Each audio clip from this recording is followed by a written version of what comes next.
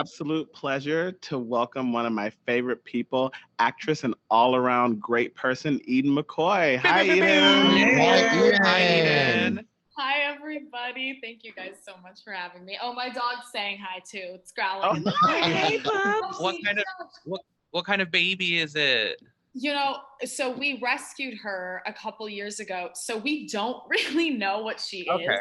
Just a little nut. She's a little mutt. She's a little dog. Should I bring her up? I Yeah. can't. everyone loves to see it. We love She's been sleeping. She's been sleeping all day, and of course, like the second I actually have something important to do, she like wakes up. Of course. Right. Of course. That's I kind know of how the Braden's feeling. cats are. Yeah, absolutely. They've been sleeping all day as well. Aww. She looks like maybe a little terrier Pekingese. We think she has some Brussels Griffin in her. Okay. Okay. That's a guess, and that's all we know. We love it. We love her anyway. She's really Yeah. old. She's a doll. Yeah, we love her. Aww, That's so amazing. sweet. I love that. And I love that also she's a rescue dog. I think that's so important. Like, Mhm. I know a lot of people who Adopt, are rescuing don't shop. and adopting. Yeah, Mhm. it's important. So, Eden, it's crazy because I feel like for the past year we've been in quarantine and we're starting to come out of it just a little bit and the world's starting to come back. So how have you been doing just at the top of everything with, us being in quarantine, the virus? How has that really affected your life and changed your life? Well, I'm trying to remember what life was before this. Right. But I mean, I remember kind of the start of it was really weird, but the start was kind of really awesome for me because I'm always out. I'm like an extrovert and I'm like always out of the house and like doing everything I can. So Yeah. to be able to spend that time with my family, especially like as I'm like gonna be 18 and like gonna be an adult and like living on my own, like it was really nice to be with my parents and have some quality time with them. Now we want to rip each other's head off. That's over. Love is done. Right. No, I'm just kidding. But it was nice to be home for a while. Yeah. But then of course it got really hard, especially when I wasn't in school or working or doing anything. Like that was really strange for me. I'm very much of a routine person. I like to be busy. So it was nice until it wasn't. And then we went back to work and that was awesome because it reminded me of what life was like before this. And Yeah. I just felt so, as you guys know, with you guys' jobs, you're able to still, figure it out because Yeah. you guys are in entertainment. You're able to do Zooms. You're able to all get together on screen. So I was just so grateful that we have jobs that were capable of going back, and it gave me something to do, like other than just sitting in my room on Zoom or trying to find workouts to do. It was great. Yeah. So I didn't find one workout to do, unfortunately. I found them and then Right. they didn't I find think me. I did one workout. Yeah. So that kind of leads me to my question. 2020 was a huge year for music, especially pop music for me, because I love pop. What were some of the your favorite tracks or artists that you gravitated to and that helped you through the pandemic? See, I'm probably the worst person to ask this question because I like old music. I'm not with it, with like the new stuff. I do like it. I am obsessed with Ariana Grande. She's one of my favorites. She's been one of my all-time favorite like pop artists forever. For sure. I listen to like Broadway. I listen to Okay. We love Broadway. We got the Broadway old. I'm a mixed bag. I listen to Lana. Obviously, Lana just dropped her new album. Yeah. So me and my friends just did a like Lana little get together and we dressed up as all different Lanas. It was really fun. It was just for a little like release party. We're like her #1 fans. Tame Impala, I loved. I got into them like over this past year, which is kind of like they were a hype a year before that, but I'm late to the party, so I got into them a little bit.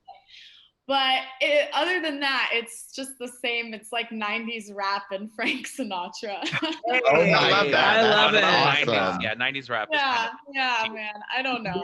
I don't know. Yeah, Yeah, if I you were to love press shuffle on my like phone, it would be from opera to rock to System of a Down, Yeah. random stuff. Oh my God, yeah. It's like 90s, it's like I love it. Chet Baker, and then the next song is like the Stones. Like I don't Right. know. Yeah. That's a good way I to love that. measure someone's like personality Mhm. disorder that they may have is just check Wow. out their shuffle on Not their. Not disorder. disorder. Well, I have many disorders, and if you go on my Spotify channel, you'll see all of my music from Broadway to pop to Yeah. Mhm. Frank Sinatra to everyone. Then you know exactly who all of my personalities are. You're probably too young to know who Sybil is, but that's me. Brayden is Sybil. Oh yeah. He's crazy. Yeah, Sybil, like the show? Sybil, like the book and the show, starring the book. iconic Sally Field. She had like 17 different split personalities. Was that when she Mm. said you really like me? No, I think No, that no, was no, that's something something else. That was when Mm. she won for like something. Something else. I can't remember. Anyways. Yeah. So that's what happens on Pride the Podcast. We just Go off in tangents. tangents and we space out. So Eden, obviously you're an amazing actress. Tell us how you started acting and what it means to you to be on one of America's longest running soap operas. Loaded question. Well, I kind of always knew that it was going to be something I wanted to do, but I had no idea how to get started. None of my family's in Hollywood. Not one of us have been actors, producers, directors, like any of it. So kind of clueless, but I guess I stumbled into it. I did a summer camp, like a theater summer camp when I was so little. I want to say like 7. And at the camp, at the end, scouts came in, like to scout kids, I guess. And I got approached by an agent. I'm not with them anymore, but at the time. And they approached my parents and were like, hey, like, we want to sign Eden. Like, would you be interested? Blah, blah, blah. And they're like, oh, no, like, it's okay. Like, we're just doing this for fun. Like, this isn't something we want to do. And then I was like, no, I want to do it. And they were like, oh, you want to do it? And I was like, yeah. So then like, they were like, okay, well, if you get straight A's, we'll drive you to auditions. And then That's a good little It's a good incentive. incentive. yeah, I signed with them, I guess. And I just started auditioning, and then one thing led to another, and now we're here. But yeah, wild ride for sure. And then what it means to be on GH, I didn't grow up with soaps. Obviously, I was like 11. I didn't really know what the deal was. I had heard of soap operas, but I wasn't educated on what they really were.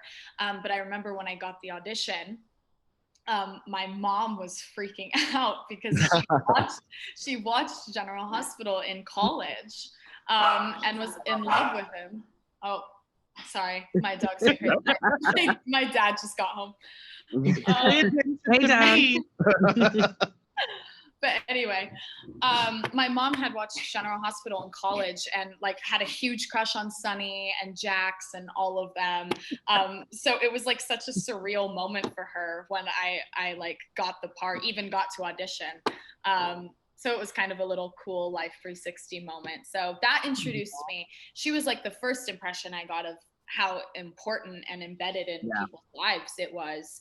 And then of course, once I got the job and started talking to who worked there and researched and, you know, all of that, I was able to see just how influential it's been on so many people. So that's the coolest thing to me. Like the fans, the relationship that we have with the fans is so much different from, I feel like, any other show or any other community. You know, everybody just knows so much. And it was so helpful for me coming in. I mean, fans were helping me. They're like, you're related to blah, blah, blah. And this is where you live. And I'm like, oh, thanks. So, you know, I owe them so much too. They like actually brought me in as their own. Took a minute, but we got there. Yeah, you did. And you are so respectful of the history of the show online. Anytime someone tells you like, oh, this person used to date this person and be with this person and this, and you're like, oh, thanks for letting me know. Actually, That's cute. That's really fun. It's good. I love that.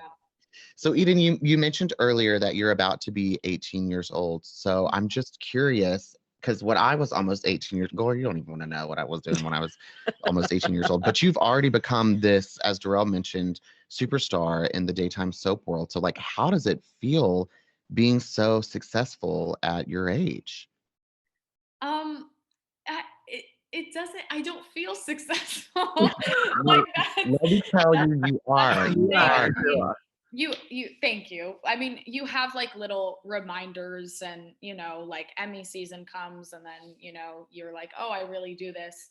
But by now, and because I've just been on it for a period of time from like 12 to 18 as a person, is just like such a weird, like, transitional moment in somebody's life. And I feel like since I've just been on it so long, and I have a routine there, and I love the people there, and we're like family, it doesn't feel like how it looks.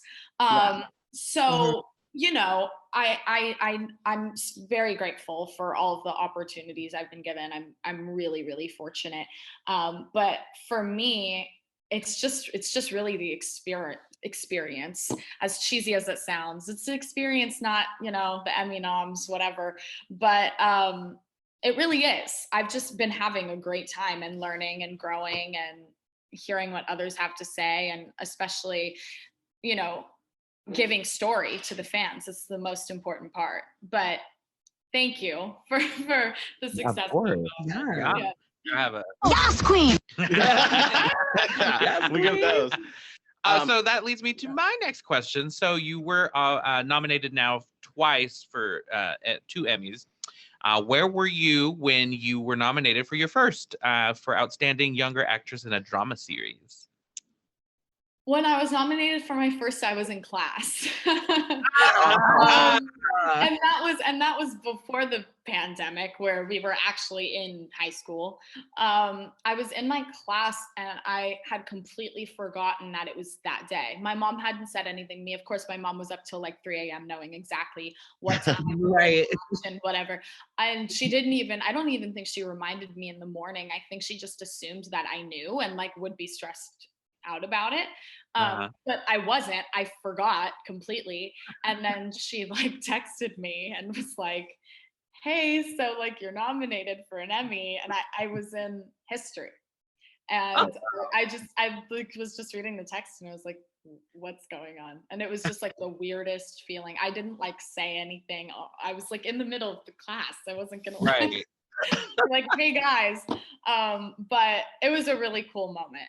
It was that's ingrained in my head forever. And then the second one, I was just watching the oh no, I wasn't watching. I watched when I got home. I was in the car going somewhere, and someone called me, and I was like, oh, that's awesome. I was getting my nails done. That's what I was doing. That's perfect. You gotta keep it up. I was getting my nails done. Yeah, it's always such a fun thing, and I forgot that time too. So that's Yeah.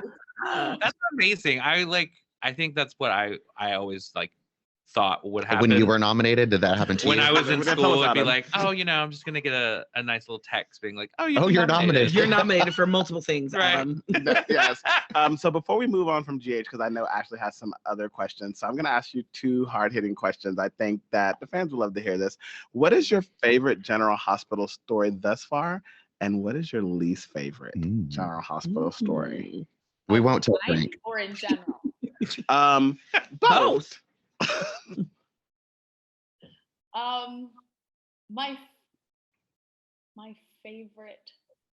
Okay, well, I mean, okay, of mine, Mm-hmm. I think I had the most fun with the Nell situation, when that really escalated, and I got to like have a first soap like girl fight, and like got to like curse for the first time, and whatever. I think it was really fun, and me and Chloe just had such a fun friendship, and she was just so awesome to work with, and it was just fun to be so upset and like angry and aggressive. So that was the one that I probably had like the most fun with.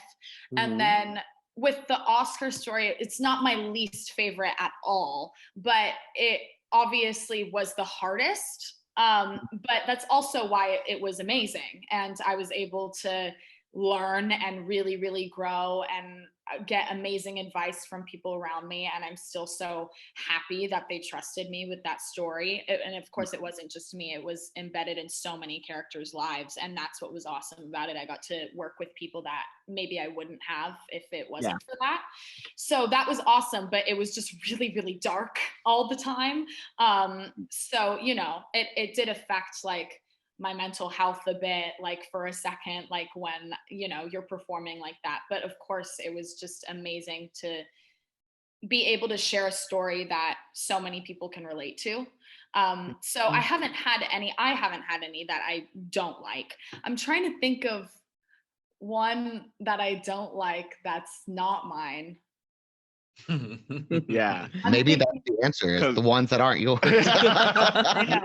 Maybe Max passing away, Max Gale passing away. That was like horrible. So I wish she could never, I wish she was always here.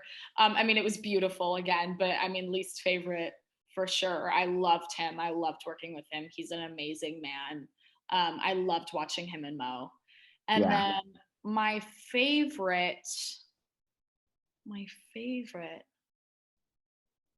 I'm just thinking about Laura. I'm just thinking about my parents. Maybe any time that Sunny and Jax have feuded, because those are like my father figures, and that's always fun to watch. And I know that they hate each other, so maybe one of those. Those are always fun to watch. Yeah, those are good. Right, Good. That's a good one. That's good. Okay, so I want to know, within GH, I know you've performed a few times, like at the Nurses Ball, and then you've mentioned that you like to listen to Broadway musicals. So have you ever wanted to break out into the music industry? No. But or even Broadway, Well, I did do, so not a lot of people know this, I don't ever talk about this, but when I was 9, I had a part, I had like a featured role in the LA Opera, in Tosca, in the performance of Tosca. And like at the LA Opera, like Dorothy Chandler Pavilion, 7 shows, like I did the whole thing. And I had a solo in opera, I had a solo in Italian, I had to it was like a 1.5 year long process. And it was really one of the coolest, most fun experiences I've ever had. I'd probably do it again. If I could. But I love theater, and I love being backstage, and I love live performances. Can't wait for Broadway to open up again. Yeah. So fun. Have you played on any jokes on people backstage? That was my favorite part. No, I was too scared of that. Well, I was like, I don't know what I'm doing. Yep, that's why you're successful, and we're sitting here. No. We were running around, like we did play jokes and just do weird things. I actually knocked someone out, Eden, in a performance, and got the whole performance canceled. Like by accident, I like knocked her out, gave her a concussion. The lead role. What was this? It was Ashley Rhodes. Remember we were so I was listen, I'll tell you. So I'm backstage and I threw open the door because I'm just dramatic. And I throw open the door and it hits her and it knocks her clean out. Like Darrell. She was like happened to be like bending over. Yeah, like knocks her tying a out. shoe or something, and Darrell just opens the door. And like had to check for a pulse. Like it was bad. Oh no. So they had to escort her to the hospital in an ambulance. Like it was bad, and they said the show's canceled. And I felt so bad because I was the new kid in university, and it was my first main stage show, and they were just looking at me like, "Newbie, look what you did." No. Canceled the whole thing, knocked her clean out. We're friends now, though. Cool. That's good. Yeah. I had a similar experience to that. On opening night of Tosca, I went to her name was Sandra, the lead Tosca, the main soprano, main girl, star diva opera person. And I went to her dressing room to wish her good luck. And she was so sweet. She was like, oh, like, yes, thank you so much. I think I like brought her flowers or something. And on my way out, we have these giant soundproof doors on our dressing rooms. And I don't know how my hand was in it, but it was in it. And she shut it on my hand, on my pinky finger. And I was like banging the door. I'm like, oh, can you open the door? Open the door. And she like opened the door, and I ran downstairs immediately, and I went up to my mom, and I was like, Mom, I don't know what to do. Like my finger's broken, bruised, broken. It's like 5 minutes before opening night. I'm like, what do I do? Do I say something? I had a role that was big enough for an understudy. I fully had an understudy ready. And I was like, do I do it? And I remember my mom was like, no, don't say anything. And I was like, okay. So I did it, and I sang, and my finger is still broken. Whoa. You can see, I don't know if you can really see it on Zoom, but the whole bone is out. Never went to the doctor, never had time, and it's forever gonna stay that way. Just wrap it up and walk it off. The show must go on. Exactly. Yeah. No, but I appreciate all that. I'm an opera singer as well. So the fact that you did that and Oscar, that's amazing. Oh, and awesome. You can really get back into it. Like, I know. I can't hit the same notes that tiny 9-year-old could hit, though. Sure. You know what? Just to get some lessons and start finessing that voice, and it's there. Well, I hope so. You're like, yeah, girl, whatever. It's like, yeah, we'll see. So, Eden, you've already done so much at such a young age, but what is the biggest thing that you could do in your career where you have felt that you have actually been successful? You know what I mean? What's that one thing to be like, oh, I've made it? That's happened, or that can happen? No, that can happen. Like the ultimate. Oh, Oscar. Okay. Yeah. And what's the character going to be? Like, what do you? Yes, queen. Yes, queen. Are you going to be like Nicole Kidman in The Hours and like change your nose to get like a singing job or anything? I mean, I loved Charlize Theron's like monster moment. Yeah. I'm just trying to think. I watch Oscar speeches in my spare time. Yeah. Like, seriously. I don't know what my dream role would be. Actually, I do know what my dream role would be, but I don't know if it's like an Oscar worthy thing. I mean, maybe. My 2 dream roles is playing a live action Glinda in a live action Wicked. Okay. I love that. And hopefully when they finally make that movie, I'll be able to still be a high school Glinda. And then my second one is being Uma's daughter, the bride's daughter, if they ever did Kill Bill 3. Yes, that's a good one. Amazing. That's Those are my 2 dream roles.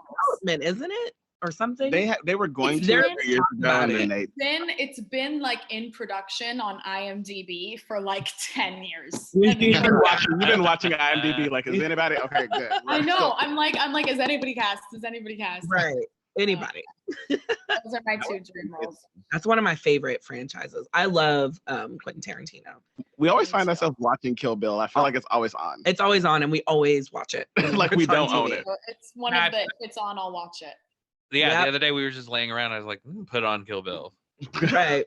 Yeah. But kind of dark to just put on, right? Yeah, but it's just so shot. It's shot well and it's stylized and it's aesthetically pleasing. No, it is. Yeah. It's funny thing because you were talking about you watch Oscar acceptance speeches in your free time. I watch like when they announce the winners. I watch the nomination and then when they announce the winner, so I can watch all their faces. And then I go back and I like focus on one, and I'm like, oh, that's a bitch. That's a face right there. I love that. I gotta start doing that now. That's true. Because you'd be finding some shady faces. All right. So where do you see yourself in 10 years? I know we talked about your dream role, but where do you see yourself, your career going? Do you see yourself still at General Hospital? Do you see like both General Hospital and someplace else? Or Real Housewives of Beverly Hills? All of the above. Yes. All 3. movie star, GH, and housewife. That's Love that. I love it. I see myself there in 10 years too. You're right. I think I could Or do it. sooner, maybe. Well, I hope so. Eden, this has been absolutely fun. Thank you so much for coming to play with us and talk with us. I love the work you do. I feel like The Finger is going to be holding an Emmy Award this year. So No. I think it might be time. I think it might be time. You're a little too nice to me. No, I really do. I thank the work you do. And I mean, you see it online all the time, like the teen scene where you and Sydney and William do it so real. Like it's so real and you guys do a wonderful job. And soon as COVID's over, I told Frank, get me back out there and I want to play. I can't be a teen. I'll just be some old man y'all talk to, but we can do it. Not old man. No, man. I mean, Middle-aged man. Middle-aged man. You can be like some AP teacher or something. Perfect. I'll be an AP teacher. Yeah, there you go. I love that. That's good. Nice. That's good. College professor, since we're all talking. Thank you so much. Like a TA. Maybe there could be a college admissions scandal in GH. I just watched that documentary on Netflix, so I think you could pull that off. Yeah, I could probably pull it off, right? It's so funny. It's so funny. Scandalo. Like in one of the episodes that we like shot. Well, actually, shoot, I don't know if I can say this. Oh, I was about to let you talk, girl. Yeah. Wait. Yeah. Okay. So Think about what you can tell us. So Jax offers to make a call because I didn't get something I wanted. Yeah. Jax is like, you didn't? Well, I'm gonna go make a call and fix it. I'm gonna go fix it right now. Wow. And I'm like, no, you can't just like do that. It's so funny. And I was reading it and I'm like, oh my God, they're totally making this. That's what it is. Totally. Okay. And I hope they definitely hope they go to college route with you guys. Number one, to keep seeing you on the screen. Number two, because I think it's a relevant story. Number three, you just gave me a job, so thank you. And Lori Loughlin, she can get Right. a job. Yeah, she's getting a job sooner. She's already out, but they can't. She'll be fine. So Eden, thank you again. We really appreciate you coming on here. Let everyone know who don't know, if they already know, where they can follow you online and get in touch with you. I still am so bad at this. My Instagram's Eden McCoy, just my name. My Twitter is real Eden McCoy. It's just my Facebook. Oh, my Facebook is Eden McCoy, just Eden McCoy. I'm pretty sure. Nice. And they all have the check thing. So just search my name and hopefully Verified. Okay. Yeah, hopefully that'll come up correctly. All right, Eden. Well, thank you again so much Thanks for so joining us here much. on the podcast. Thank And you guys. come back and join us anytime soon. When we're in LA, we'll do this in person. Yes. I'm so down. Yes, Yeah. anytime. Awesome. Absolutely. Love it. Thank you, sweetie. Talk Thanks, to you Eden. soon. Thank you guys. Bye. Bye to your puppy.